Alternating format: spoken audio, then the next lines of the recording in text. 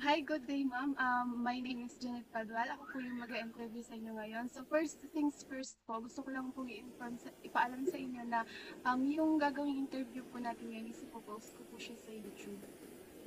So, bago po ang tanungan, pwede po ba magpakilala muna kayo and state niyo po kung ano pong event yung na-manage niyo na po at kung ano po kayo doon? So, hi, I am Russell Armenion, and yung type of event na na-manage ko na is through online event siya. And isa ko doon sa co-head member ng event na yun. So, school event po ba siya? Yes, school event siya. So, since school event po siya, paunang tanong po, how long have you been managing po sa ganyang event? Or ilang months na po ba na org po ba siya yung kinabibilan niyo? Yes, org siya.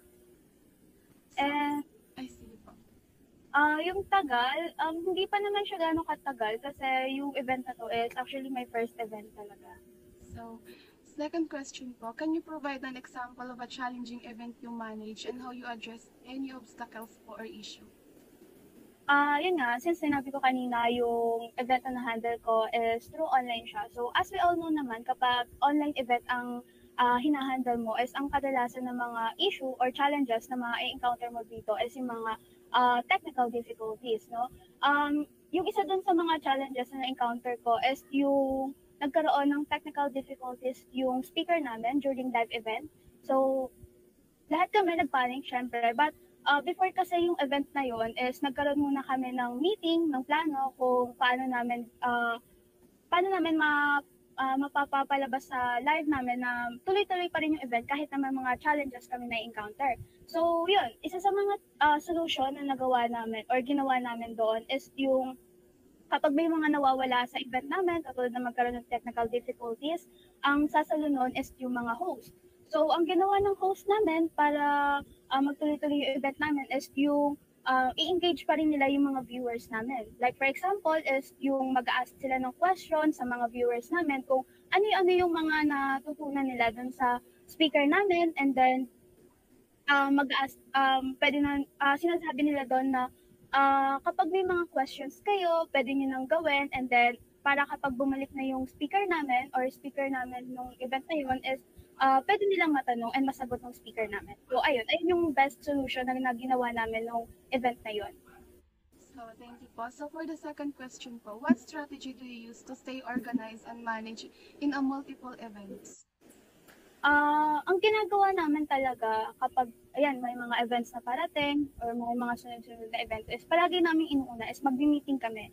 Minimake sure namin na magkakaroon kami ng meeting na kung saan doon ipaplano namin kung paano namin mapapagpapatuloy yung event namin kahit na maraming mga ACADS kaming iniisip, no, na ibang org na task na ginagawa. So, ayun.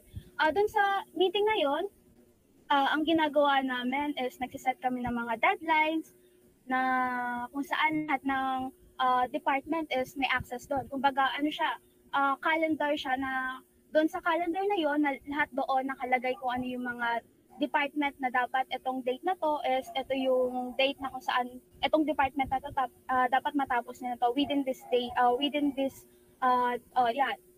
this day na mapasa niya na to, magawa niya na to. Kasi minsan kasi yung mga task na binibigay namin per department is magkakatugma-tugma. Like for example, this department, kapag natapos nila to, na itong task na to, is masisimulan na neto yung pangalawang department yung task nila. Ganon.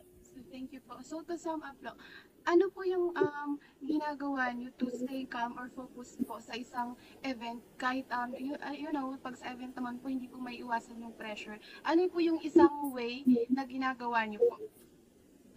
Yung ginagawa ko is, isa doon is yung deep breathing. Yung kailangan kalmado ka sa mga ganong sitwasyon. Kasi once na ikaw is hindi ka makapag-focus, no, bombarded ka na sa mga ACADS, sa event, no, sobrang pagod ka na, and hindi ka kalmado, may posibilidad kasi na pati yung mga decision mo doon sa event na yun is puro mali, no? Ang pinaka-worst pa doon is yung mabigay mong solution instead na maging mas maayos is magiging reason pa kung bakit hindi naging successful yung event. Ayun. So, ayun lang po ma'am. Ayun lang po yung mga tanong ko. Maraming salamat po. Ayan, thank you! Thank you. So, ayun, lahat ng mga naisagot ni ma'am sa mga naging question is makakatulong talaga sa akin, especially magkaroon ng kaalaman on how to handle an event, especially sa isang online event. Since for me, ang pinakamahirap i-handle na event is ang online event. Kasi naisip ko na dyan marami kasing pwedeng issue or challenges na pumasok dyan. Unang-una na dyan yung technical and then yung sa internet connection. Especially the internet connection kasi pag magkaroon ng issue sa internet connection, parang mababaling talaga yung daloy ng isang online event. So, aside from that, tumatak din sa akin yung sinabi ni ma'am na yung ginagawa niya to stay to stay calm sa isang event, which is pag may marami ng issue or challenges, especially pag sobra na yung pressure, is to deep breathing lang. So ayun din yung akin, kasi for ako din, ganyan din ako sa lahat ng bagay. Kung pag parang sobra-sobra na yung pressure or sobra-sobra na yung problema, kailangan ko lang mapanatiling kalmado. Kasi for me, pag kalmado ka is makakapag-isip ka ng maayos dito. Kung may mga issues man, mas madali mo masusolusyonan yung mga issues pag kalmado ka, kasi makakapag-isip ka ng tama. So, ang pagiging kalmado is nakakatulong sa'yo para, lalo na pag sa isang event, lalo pag sobra-sobra na yung pressure. Siyempre po, yung pressure, hindi naman po may iwasan yan. Andyan talaga yan, especially pag part ka ng event, especially pag organizer ka, para kasing for me, malaki yung shoulder mo sa event na yon. So, ang pagiging kalmado is makakatulong sa'yo para mas masolusyonan mo ng maayos yung mga issues or challenges na mangyayari sa event.